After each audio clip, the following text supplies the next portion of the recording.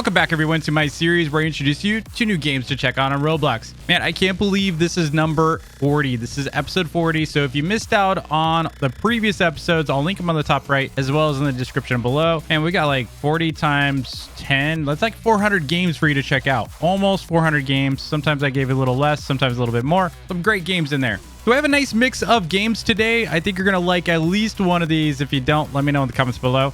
Also, if you do like any of these, please also let me know in the comments below. YouTube loves comments, so make sure you do that. Also, hit that like button if you like discovering new games. Also, smash that subscribe button so you don't miss out on future videos like this one. This is usually a weekly video series. I'm trying to get back on track. I was meant to have this every week, but I've just been so busy with High Realms, my new game. Dude, it's just a lot of work running a game, okay? We got, bugs. We got, like, new content coming out. It's a lot of work. And trying to do that and balancing YouTube, not easy, okay? Just not easy. Anyway, so without further delay, let's go ahead and get into it. First up, we have a game called Jaws Infested Waters, and this is a pretty cool shark bite inspired game. And I'm a big shark bite fan. I've spent a lot of money in shark bite. I've bought like the best of the best in that game and shark bite 2. In fact, we played a lot with my members and Patreon supporters. It's a lot of fun. But how does Jaws compare to the legendary shark bite? Well, you'd be surprised. So the main difference I can tell you about this game over shark bite is that it's an ongoing match, and there are multiple sharks. As a shark, you can, of course, choose better sharks. You start out with your starter shark, and then you can get, better and better sharks as you level up. After you die as a shark, you respawn as a player on a boat. And as a player on a boat, you're killing sharks. It's pretty much an endless cycle. You do have a chance to become a shark after a shark is killed, which is really cool. But what I also liked is you start out with your starter boat, and as you're killing sharks and doing stuff, you level up and you get better stuff. So you start out with like the spear, and then the next one is a handgun, and then the next one after that is a crossbow. I don't know what's after the crossbow. I'm sure there's something really cool. You also get different equips that you can, like gadgets and tools that can help you out. You also get upgraded boats, so they just automatically equip the next best boat for you that you've unlocked. So there's a lot of content progression in here, so you can kind of grind it if you want to. Doesn't really end either, which I like, because the difference between this game and shark bite is in shark bite, when you die, you have to wait for the players. It's really boring at times when you're waiting for players. You're going to sit there and spectate until the next match. Well, in this one, you spawn right away, so you can keep after you die, you can get back on your boat, go and kill, that shark that just killed you, so on and so on. So it's kind of like you can just keep playing as long as you want. There's no real winner, and you're just grinding. So it's a big difference in the games. Shark bite has its own appeal because match-based games are fun. Having like a point or a way to win is fun. So it's not really like you could say one game is better than the other. It's just really what you're in the mood for. So check out Jaws Infested Waters. Pretty cool for an official game. Our next game is called Greedy Noobs. This one's popping off because everyone's getting Robux in this game. It's actually a pretty cool and unique take on a please donate style game. It was popping off. I saw it everywhere. Everyone was playing it, including all my friends seem to be playing it right now because they basically just AFK in it. And it really is just an AFK game. And why it's AFK is because you are grinding credits. Now, let me just explain how this works because it was really, really confusing for me. If you're not already familiar with Please Donate, which surprisingly a lot of people still aren't familiar with Please Donate, but basically you can put up a game pass that you create and people buy that game pass, whether it's like it's really just an image that you created, and they can buy that game pass from you. You get a percentage of the Robux given to your account. So essentially you have a little booth, you put in little dollar amounts or Robux amounts, people can donate you by buying your game pass. It's real simple, and then of course the developer gets a cut of that. This game's similar but different. So how this one works, a bunch of people go in a lobby and they just stand around. They're sitting there collecting credits almost, it feels like every second, from people donating. Every single time someone donates, everyone globally gets a small fraction of the credits. So like I was getting 0.00001 of a credit, and ultimately you need credits in order to be able to sell game passes on your server. So there's no way for you to get donated in this game until you've earned enough credits to be able to basically list a game pass. The reason why that's important is because when someone donates, it randomly chooses someone for the amount that you're donating. So for example, in this video, I donated 1,000 Robux, and it picked whoever was in the server that had 1,000 Robux game pass, and they got it. So it wasn't like I had to go up to a booth and decide whether or not this person's worthy of the 1,000 Robux. Basically, you click 1,000 Robux and whoever has that gets it. So it's kind of a nice system in that it's a little bit more fair or even playing grounds. The difference is if you're just sitting there without credits, you can't really have game passes, so you're not going to get donated for a long time. And in my opinion, that's kind of one of the letdowns, is that you have to sit there and AFK this game all day. But the cool thing is if you've never had Robux, this is a great way to do it. These games these days aren't really my style. I did like Please Buy Me. That was one of my favorite games for a donate game, because you're essentially getting something for your Robux. If you want to check out Greedy Noobs, definitely check it out. I'll link this game as well as all the games that are in this video in the description below. Next up is a game called Infinite Journey, and this is a totally different style Roblox game. It's actually doesn't even feel like a Roblox game. It feels like a game that you would find on your mobile phone, on your iPhone, or, you know, Android, whatever you use. It's a breakout game. So if you've seen those games where you have a ball and you shoot it and try to hit blocks that are approaching, kind of like a Tetris style game. There's tons of mobile games already out there that are like this, and you just need to use the balls to do enough damage to break the block. And there's various block health or HP. So like a block might have 50 and you got to hit that thing 50 times. Or if you have upgraded balls that can do more damage to them, then you can break them, you know, faster. So after you lose, you go and you can do your upgrades, and each round that you play, you're pretty much more powerful each time. So pretty nice little upgrade system. The ball, you know, the whole mechanic is fun. You can kind of lose yourself just kind of brainlessly playing this game for, you know, probably an hour. So if you like this style game, you like the breakout games, I do. They're kind of cool. After a while, I kind of get bored, but I like this style game, and this one's a lot of fun. They did a good job. So definitely check out Infinite Journey if you like the style game.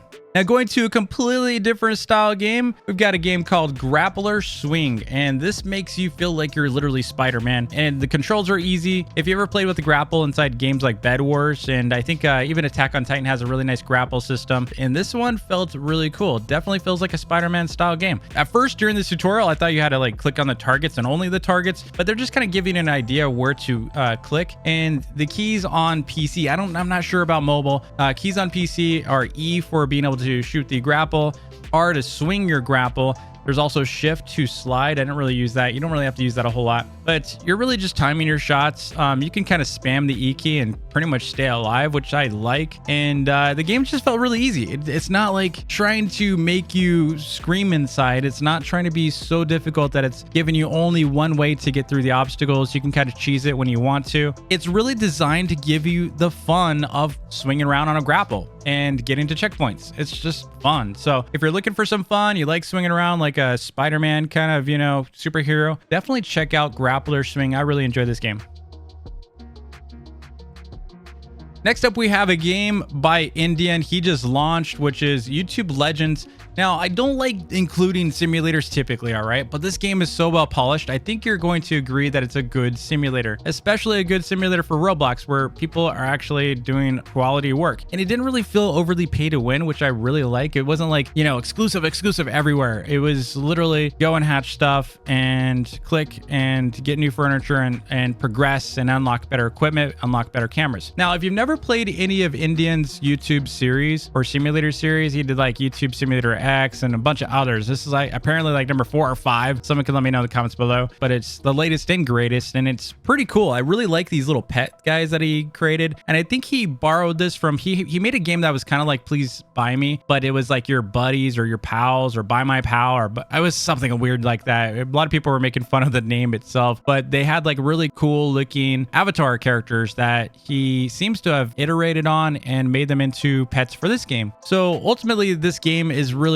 simple. You need to click to record, so it's basically just a clicker, and after a bit of recording, you can go and enter your studio and edit your recording. And when you're editing your recording, you're getting fans and you're also making money. Once you make enough money, there's like 2 currencies. There's like star currency or something like that, and then there's these bucks, and you can spend the bucks on upgrades, so you can get like a better camera so that you can record more footage. You can get a better desk so you can edit faster, and so it's kind of like a double cookie clicker style game. You can also go and hatch pets, which are your YouTubers, and they're going to help you out as well. So literally just a progression game, lots of clicking, lots of, you know, you can also decorate your like studio, and also you can get like play buttons. So if you ever imagined or dreamed of being a YouTuber, you can kind of fulfill a little bit of that. It's a simulator of being a YouTuber. Now, YouTuber life isn't really like this, obviously, but it's meant to just be a fun cookie clicker game with a theme of YouTubers. So if you are a fan of the style game, definitely check it out. I liked it. Next up, we have a really cool dungeon raiding style game. It almost feels a little roguelike, but the difference between this game and roguelike is roguelike, you die and then you permanently die and you lose all your stuff. This game's a lot more forgiving. So this is Delve. The gameplay is really, really clean. You can upgrade your weapons during the run. You can unlock new stuff. You get new currency, and you're really just trying to clear the different, rooms of skeletons as of now. I haven't seen anything beyond skeletons yet. I haven't really gotten that far, but from what I've seen, you start out, you get a sword, and then of course, I use the crossbow because I love ranged attacks. And the crossbow seems to have like arrows that will go through these skeletons and hit the skeletons behind them, which is kind of OP. But there's also bosses a little bit further. So you go through the maze, you clear the map, and you can reach the boss. This particular boss was not all that tough. You just had to avoid her shots. The combat is pretty clean. It's pretty easy to get out of the way. They're not overly fast, so it's really good for beginner players. And I believe it just continues to get harder and harder, though. I'm sure there's even harder mobs. I'm sure there's harder bosses, better weapons and such as you progress, so as you would find in any typical dungeon runners. So if you're looking for a really clean,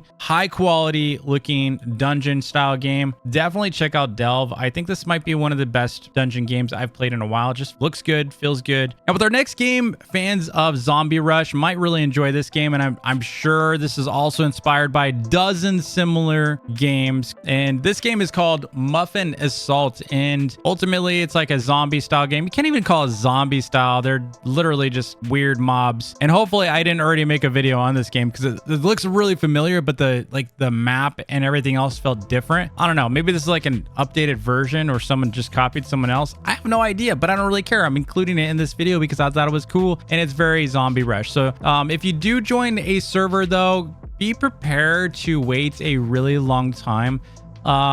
If it's a late wave, there's not a lot of players in this game. There were only like 2 servers available, and I had to wait like I think maybe 10 minutes before I gave up. And then I went to a smaller server and I still had to wait about 5 minutes to get into a match. So there is a wait time for this game because you have to wait for the wave to clear. And the way you can tell is if there are survivors. There's also on the top, it'll say what wave they're on and how many basically muffins or zombies, we'll call them zombies, how many are left. So once they are eliminated and the next wave starts, you'll get spawned in, and then you start out with your weapon. I did start out with a pistol, and then of course you can get better weapons as you upgrade them, unlock them. You have to obviously level up, and then then you gotta buy them. So there's a couple shops. I didn't really understand why there are 2 shops. Maybe someone else knows, but I thought it was a cool looking game. Definitely check out Muffin Assault. Next up is one of my favorite games out of this, and it's not even my style of game. I just love the art style, and this is in Hell's Diner. It's basically work at a pizza place modernized, I guess. It's not even modernized. It's better. It's like work at a pizza place 2024. Oddly enough, you're, I guess, supposed to be in hell working at a restaurant. I thought it was a weird setup, but it's very Pixar. So you got to look at it that way. And you're working in the restaurant. You can choose different roles. You can be like a waiter, a cook, a delivery person. Again, various roles. And I chose to be a delivery guy. I wanted to do a little bit of that DoorDash, kind of role. I mean, of course, who doesn't want to drive around in one of these really cool vehicles outside? Surprisingly, the vehicle is like really unexpectedly cool. It's so neat. If you put this vehicle in a zombie game, can you imagine? I don't know. I just want to like roll through a bunch of zombies with this thing. It looks so crazy cool. Very Mad Max. And then there's this giant monster that's just chilling out here. Looks menacing. Definitely need to go and visit him a little bit later. But you just need to go around delivering. So it's pretty simple. They give you the waypoints on the screen. You got to deliver your food. Just drive through the little square. Very crazy taxi kind of feel. Now I didn't try out the different roles. I only tried this one, but I really liked what I saw. So if you're into, work at a pizza place, you're looking for something fresh, interesting, has some progression, definitely go check this game out. Just be careful of the big guy because this is what happened to me.